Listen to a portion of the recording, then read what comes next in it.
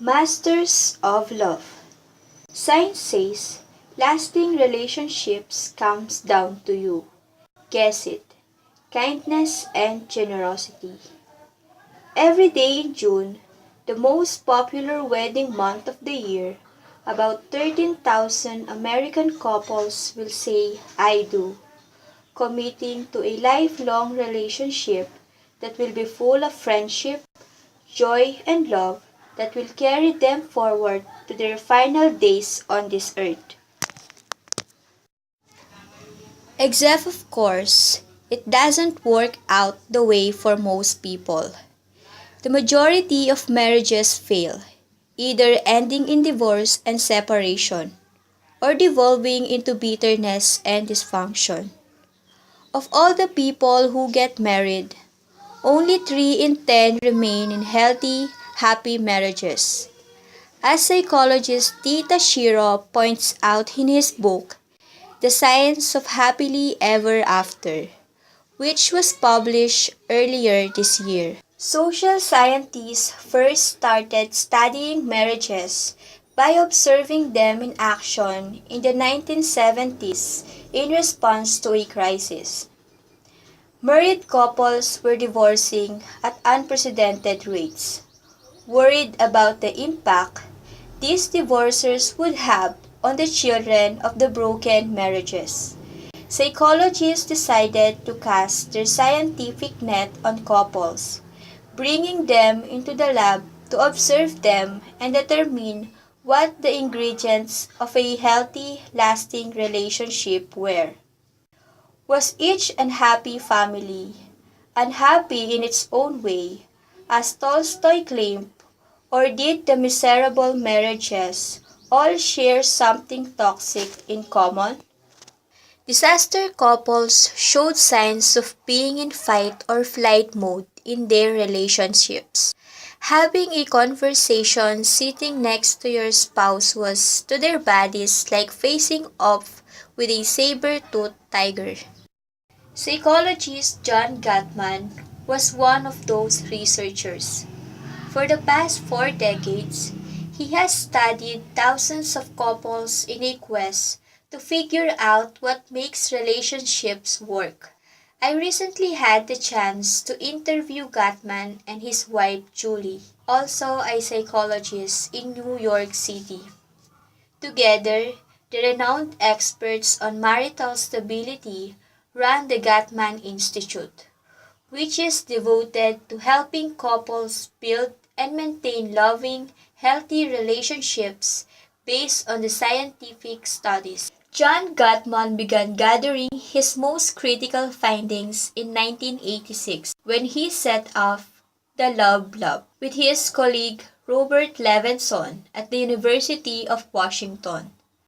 Gottman and Levenson brought newlyweds into the lab and watched them interact with each other.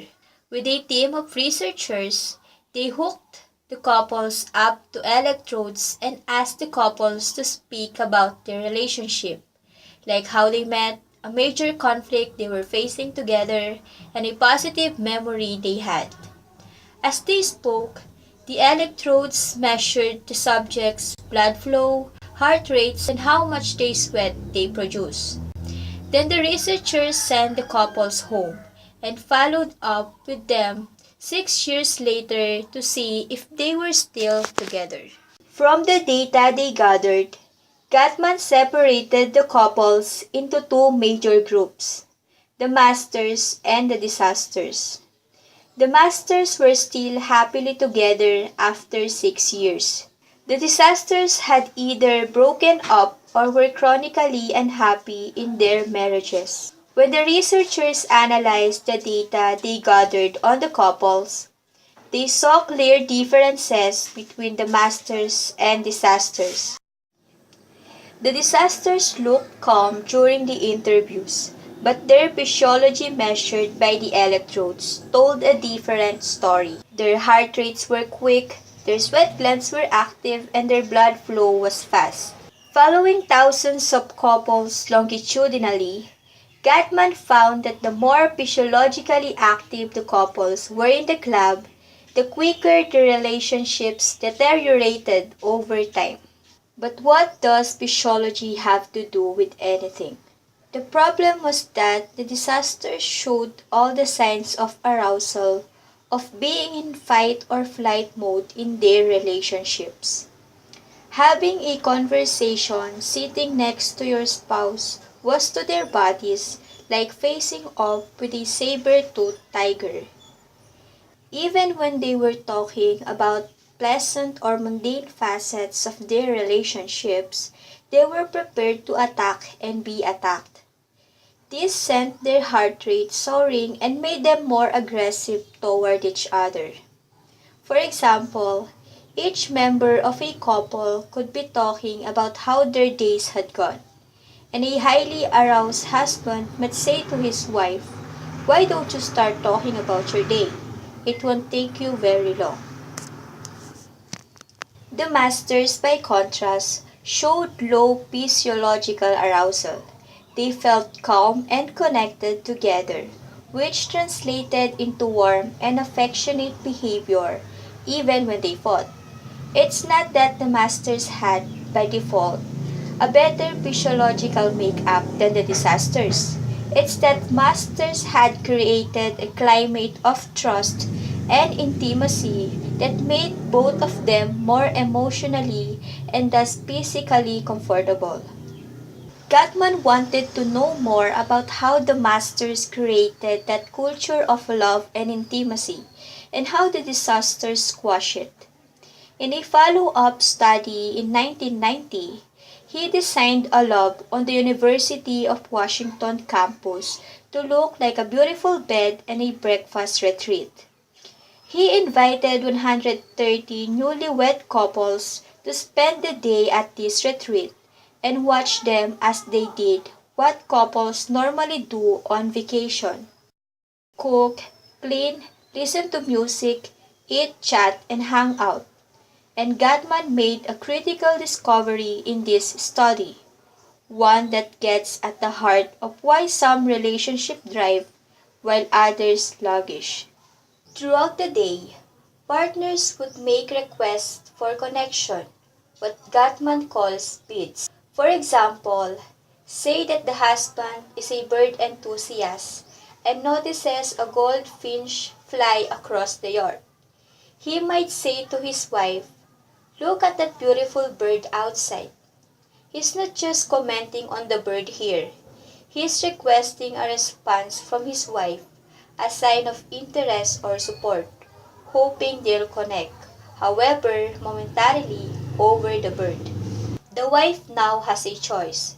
She can respond by either turning toward or turning away from her husband, as Gatman puts it.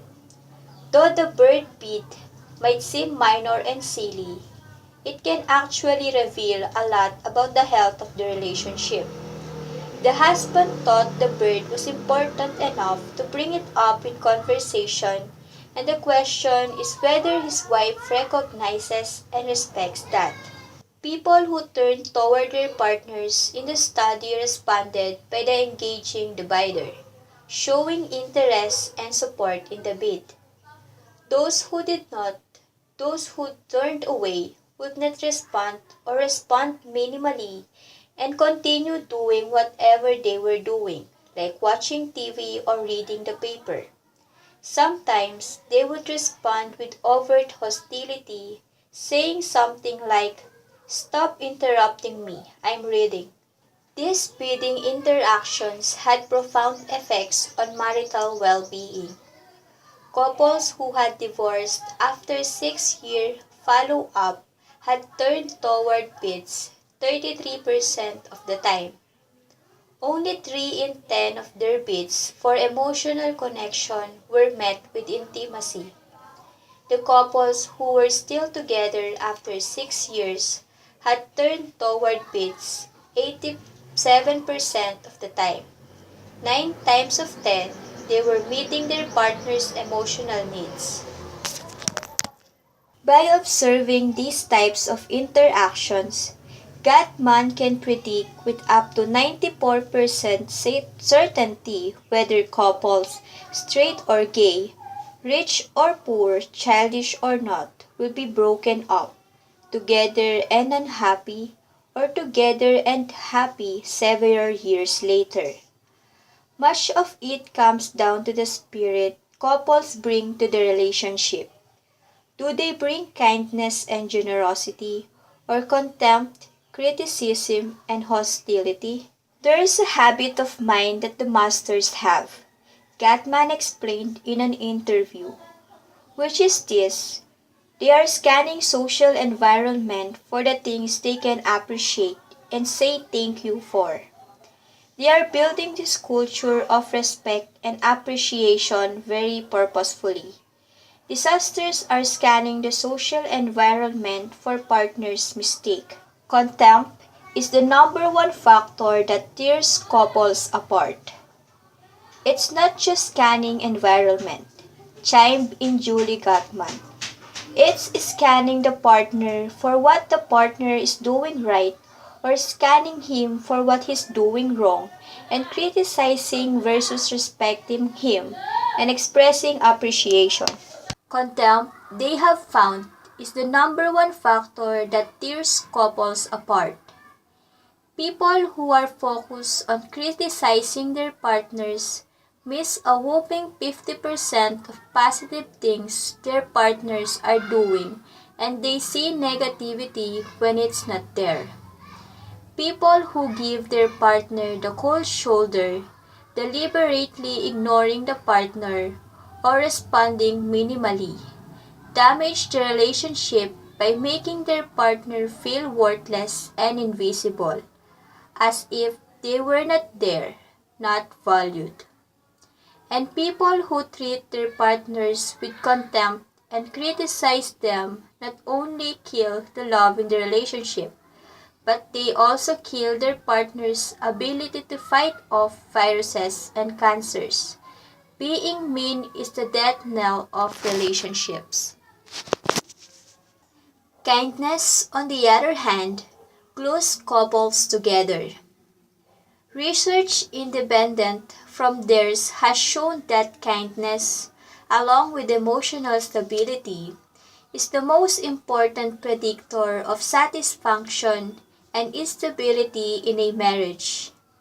Kindness makes each partner feel cared for, understood, and validated, feel loved. My bounty is as boundless as the sea, says Shakespeare's Juliet. My love as deep, the more I give to thee, the more I have, for both are infinite. That's how kindness works too. There's a great deal of evidence showing the more someone receives or witnesses kindness, the more they will be kind themselves, which leads to upward spirals of love and generosity in a relationship. There are two ways to think about kindness. You can think about it as a fixed trait, either you have it or you don't. Or you could think of kindness as a muscle.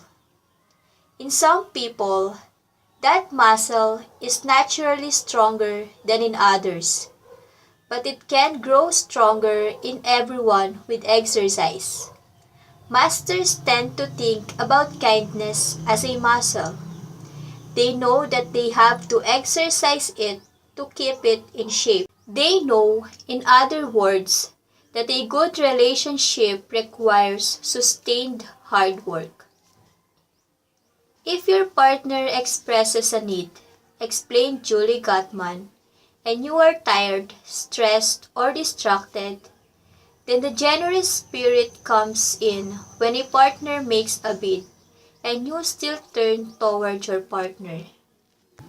In that moment, the easy response may be to turn away from your partner and focus on your iPad or your book or the television, to mumble, and move on with your life. But neglecting small moments of emotional connection will slowly wear away at your relationship. Neglect creates distance between partners and breeds resentment in the one who is being ignored. The hardest time to practice kindness is, of course, during a fight. But this is also the most important time to be kind. Letting contempt and aggression spiral out of control during a conflict can inflict irrevocable damage on a relationship. Kindness doesn't mean that we don't express our anger. Julie Gatman explained, but the kindness informs how we choose to express the anger. You can throw spears at your partner, or you can explain why you're hurt and angry, and that's the kinder path. John Gatman elaborated on those spears. Disasters will say things differently in a fight. Disasters will say, "You're late. What's wrong with you? You're just like your mom." Masters will say, "I feel bad for picking on you about your lateness, and I know it's your fault, but it's really annoying that you're late again."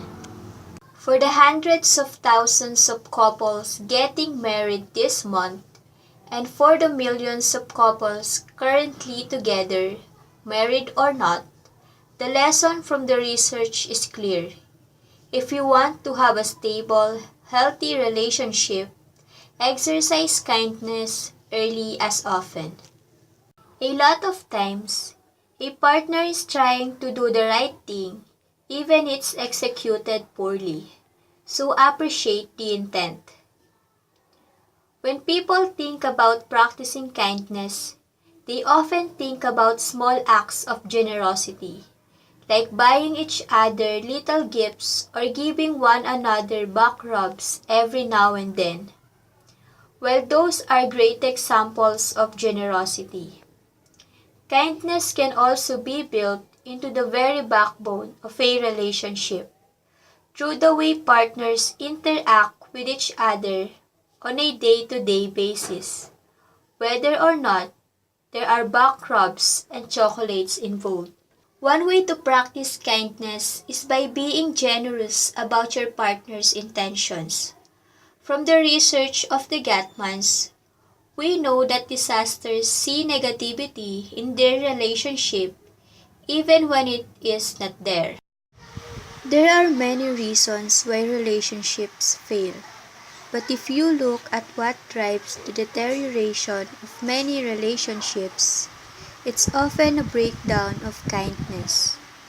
As the normal stresses of a life together pile up, with children, career, friend, in-laws, and other distractions of crowding out the time for romance and intimacy, couples may put less effort into their relationship and let the petty grievances they hold against one another tear them apart.